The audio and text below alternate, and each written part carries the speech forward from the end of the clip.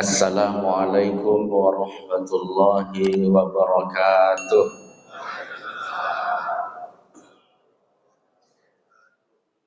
Alhamdulillahilladzi an'amana bi ni'matil iman wal islam. Nahmaduhu wa nasta'inuhu wa nastaghfiruh. Wa na'udzu billahi min shururi anfusina wa min sayyiati a'malina. May yahdihillahu fala mudilla lahu wa may yudlilhu fala hadiya lahu. Asyhadu an la ilaha illallah wahdahu la syarika lah. Asyhadu anna Muhammadan abduhu wa rasuluh la nabiyya ba'dah. Amma ba'd. Yang saya hormati Bapak Ketua RW, Bapak-bapak Ketua RT di lingkungan RW. Saya nggak bisa sebutkan RW berapa, lupa saya. RW 3, RW 5, RW 5. Karena di belakang 16. RW 6. Bersyukur kita kepada Allah Subhanahu wa taala. Alhamdulillah sampai di hari yang keempat, di subuh yang keempat Ramadan ini kita masih istiqomah di rumah Allah ini, sholat berjamaah, lalu menambah keilmuan kita tentang Ramadan, bentuk implementasi kita terhadap hadis Rasulullah, Qiyamul Ramadan. Qiyamul Ramadan dengan Qiyamul Ramadan itu satu kesatuan yang tak bisa dipisahkan. Karena dua hadis Rasulullah yang maknanya hampir sama tetapi punya tujuan yang berbeda. Man qama ramadhana imanan wa ihtisaban ghufira lahu ma taqaddama min dzambi. Siapa yang mendirikan Ramadan karena iman dan penuh dengan perhitungan, maka akan diampuni segala dosanya yang telah lalu. Kemudian hadis yang kedua, man shoma ramadhana imanan wa ihtisaban ghufira lahu ma taqaddama min dzambih. Siapa yang puasa Ramadan karena iman dan penuh perhitungan, mengharap ridha Allah, maka akan diampuni segala dosanya yang telah lalu. Puasa di siang hari, siang Ramadan. Salat tarawih di malamnya, tadarusan, dengar tausiah kultum, itu namanya Qiyamul Ramadan. Nah, hari ini kita dalam rangka Qiyamul Ramadan. Apa Qiyamul Ramadannya? Duduk sebentar, tadi dibatasi oleh ketua pengurus sampai jam 6. Saya bilang kalau sampai jam 6 kelamaan. Tapi kita coba aja, mudah-mudahan tidak lebih dan tidak kurang. Alhamdulillahirabbil alamin, nikmat terbesar adalah kesehatan dan kesempatan. Bahasa medsosnya, tanpa terasa 26 hari lagi Idul Fitri. Itu masih mending daripada yang kemarin baru 1 hari puasa, tanpa terasa 29 hari lagi Idul Fitri gitu ya. Bagaimana kita memaknai itu? Kita ambil positifnya saja. Apa positifnya? Orang yang mengatakan itu takut kalau waktu yang diberikan untuk membersamai Ramadan itu terlengahkan oleh dia. Dan dia juga sampaikan kepada kita semua, dengan waktu itu begitu cepat berjalannya. Nanti tanpa terasa Qiyamul Ramadannya tak jalan, puasanya juga mungkin bermasalah, tiba-tiba 1 Syawal pun datang. Maka diingatkan, tanpa terasa 29 hari lagi, tanpa terasa 26 hari lagi, Idul Fitri. Hati-hati manfaatkan waktu yang ada. Jangan sampai kita tergilas oleh waktu yang begitu cepat perputarannya atau perjalanannya. Mudah-mudahan kita semua termasuk hamba-hamba Allah, umat Muhammad yang betul-betul memanfaatkan bulan Ramadan ini, memperbanyak amal ibadah kita sebagai bekal kita nanti pulang ke kampung halaman kita yang abadi, yakni negeri akhirat. Berselawat kepada junjungan alam dengan mengucapkan Allahumma sholli ala sayyidina Muhammad wa ala alihi wa ashabi ajmain. Tertuju kepada Nabi Muhammad sebagai ungkapan rasa syukur kita atas perjuangan beliau telah membebaskan kita dari alam ketidaktahuan terhadap Allah sampai di mana kita bisa menyembah Allah yang sebenarnya, menyembah Tuhan yakni Allah Subhanahu wa taala. Salat 5 kali sehari semalam. Jamaah salat subuh yang dimuliakan Allah. Tema kita pagi hari ini adalah tanda penghuni surga. Tanda penghuni surga. Jadi akan beda bunyinya. Tanda berarti banyak.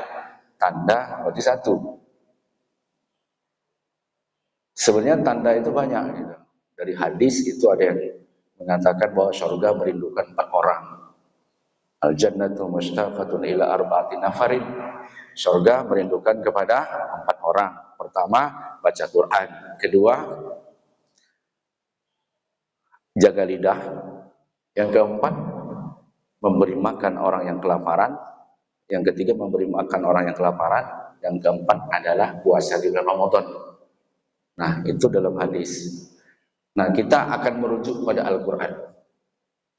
Kalau kita perhatikan, ibadah puasa yang kita lakukan ini, tujuan akhirnya adalah membentuk orang-orang yang bertakwa. La'allakum tattaqun, kata Allah.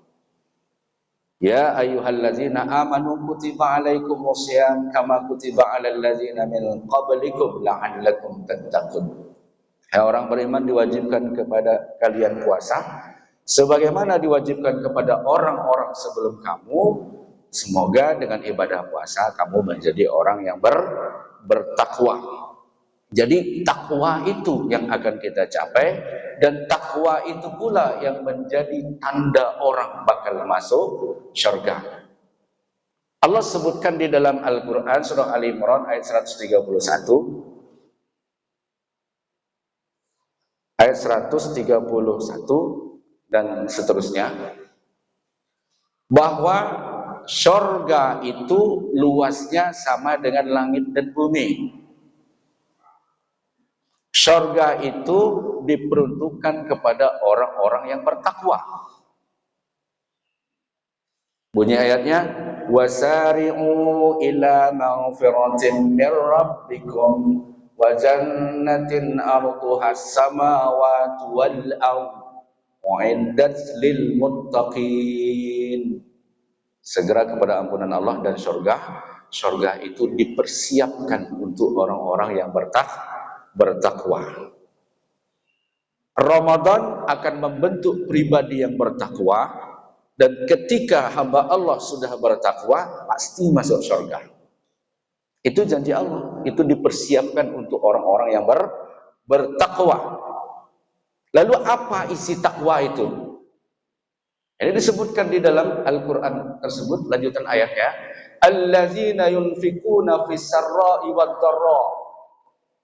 Mereka yang mampu menyisihkan sebahagian hartanya, menginfakkan hartanya di jalan Allah, fis-sarra wad-dharra. Fis-sarra itu sarra yasurru, fis-surur ketika senang, wad-dharra ketika darurah. Darurah di situ darurah ketika susah. Orang kalau sudah mudarat itu namanya ada kesusahan. Jadi hamba Allah yang mampu menyisihkan, mensedekahkan hartanya di jalan Allah, baik ketika senang, ketika lapang, ataupun ketika susah. Ketika lapang maksudnya ketika berkelebihan rezeki. Ketika susah maknanya lagi berkekurangan rezeki. Nah, siapa yang mampu menyisihkan sebagian hartanya di jalan Allah ketika berkelebihan rezeki dan berkekurangan rezeki, itulah orang yang bakal masuk surga. Tak semua kita bisa begitu. Ketika rezekinya melimpah, kita gampang berinfak, bersedekah, membantu sesama. Apalagi uang itu bukan uang kita, ya kan? Bisa kan? Melalui kita, gitu. Anggaran-anggaran yang sudah diberikan bantuan untuk ini, tapi melalui tangan kita. Itu artinya ada andil kita di sana. Tapi ketika tidak punya kelapangan rizki, kita harus tetap juga istiqomah berinfak, bersedekah. Itu yang berat. Uang kita terbatas, tapi kita harus membudayakan, membiasakan untuk berinfak, bersedekah. Itu ada rada berat bagi orang yang tidak ada panggilan itu tadi. Nah, bagi orang-orang yang bakal masuk surga itu tidak ada pengaruh dia. Baik ketika uang banyak, tetap dia pemurah. Mungkin kadarnya yang dikurangi. Ketika banyak, uangnya mungkin banyak yang disumbangkan. Ketika dikit, dikuranginya. Tetapi tetap. Tapi alhamdulillah luar biasa ini masjid. Kalau kami setiap subuh tetap berjalan pakulnya. Muter semuanya. Saya perhatikan nggak ada berjalan. Jadi ini rahasia gitu. Jadi bentuknya transfer saja ke ketua masjid. Tapi banyak cara, karena bersedekah itu baik secara terang-terangan atau secara sembunyi. Kedua-duanya mempunyai manfaat. Secara sembunyi-sembunyi supaya kita lebih terjaga keikhlasan. Secara terang-terangan sebagai motivasi bagi yang lain, supaya juga sama-sama mau berinfak dan bersedekah. Nah, jadi Bapak Ibu yang dimuliakan Allah, yang pertama tanda penghuni surga itu adalah orang yang selalu membelanjakan hartanya di jalan Allah.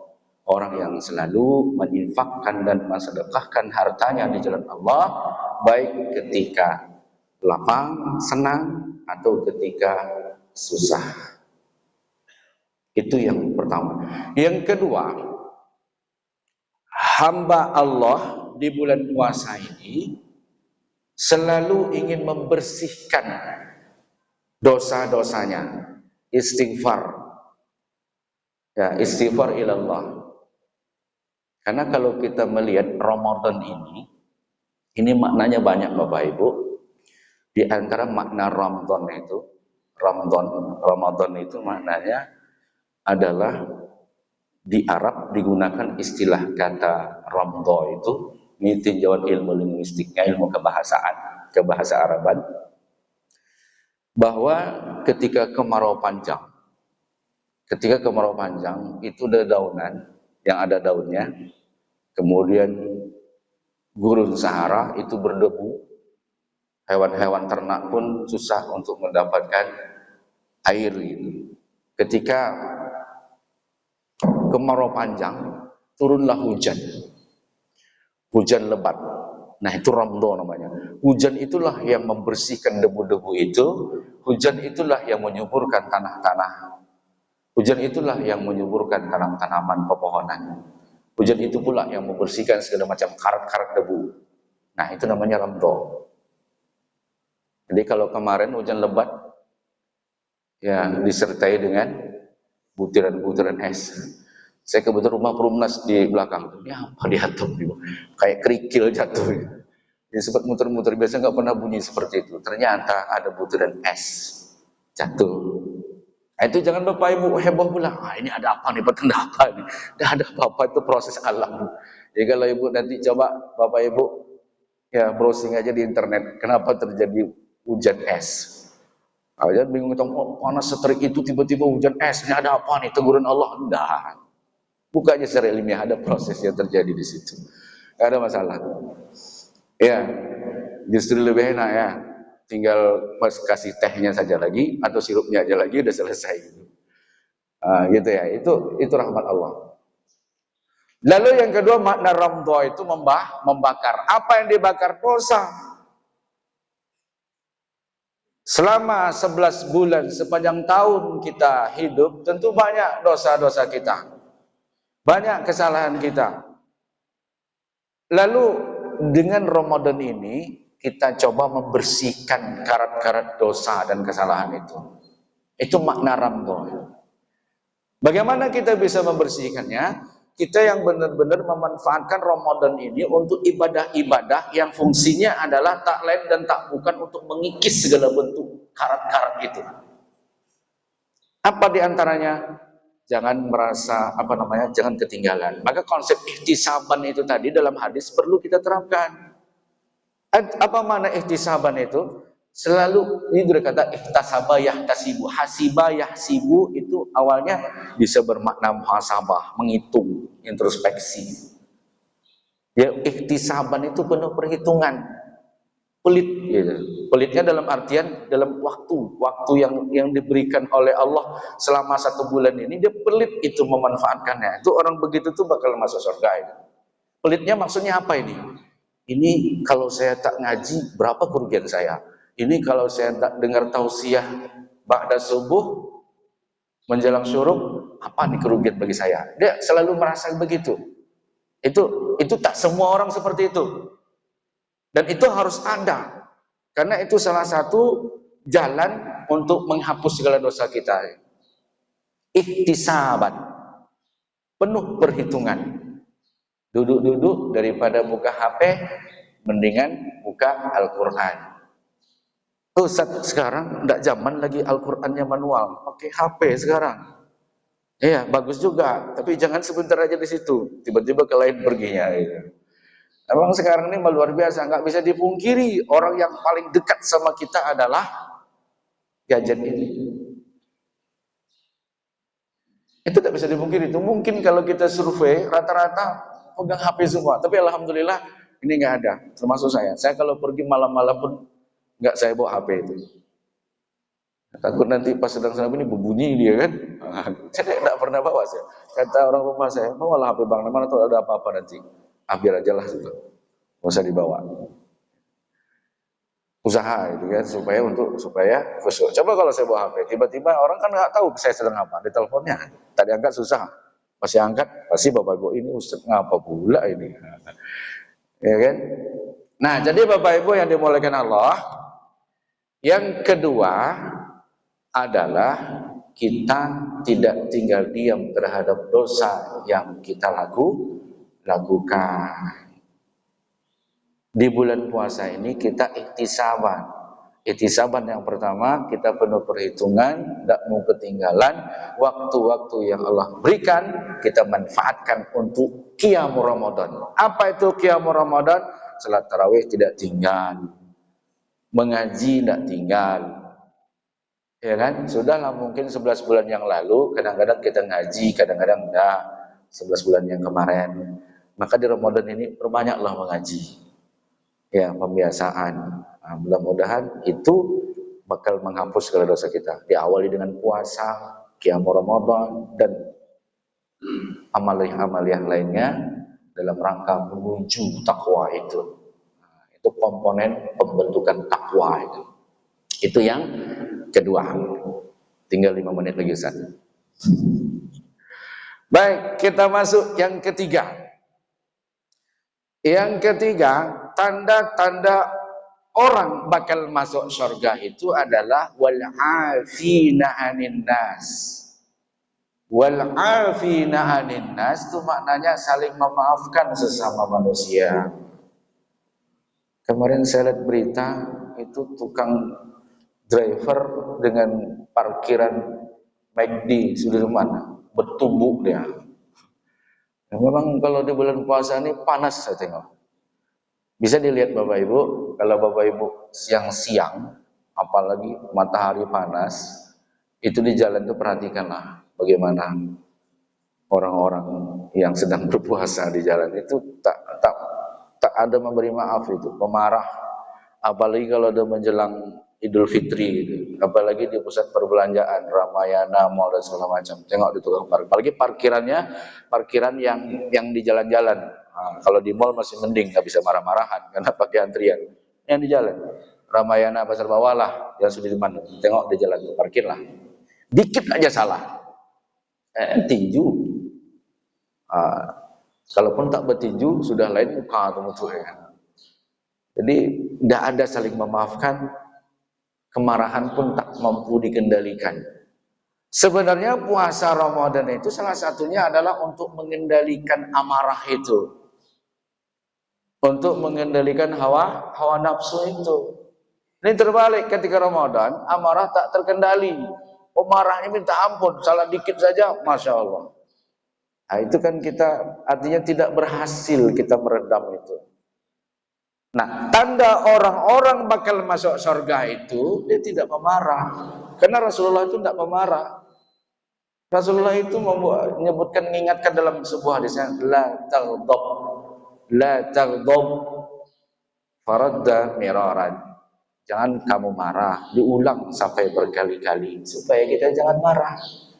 Jangan marah dan maafkanlah ketika saudara kita salah. Jadi tetap kosong-kosong gitu ya. Mudah-mudahan kita termasuk hamba Allah yang pemaaf.